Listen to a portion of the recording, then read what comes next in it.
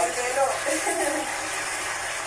mira, me emociono yo creyéndome que es mi final, porque no me dais una oportunidad. Mira, estamos ya preparando la segunda edición, ¿eh? ¿Sí? Estamos ya preparando... ¿Puedo hacer el Aura Gallego? Pero te emociona porque estás recordando lo que viene. Claro, porque tengo la misma atención que cuando yo canté la primera canción. Y entonces unos nervios muy bonitos, son unos nervios preciosos.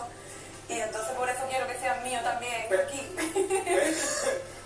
No entiendo yo unir una cosa con la otra, pero bueno. Bueno, que me recuerda a mi final y me gustaría porque yo estuviera otra vez la final mía, ¿no? Ah, vale. De melancolía hoy. Vale, mira, vamos a hacer una cosa. No se viene aquí a sufrir. No. Yo no quiero que sufras.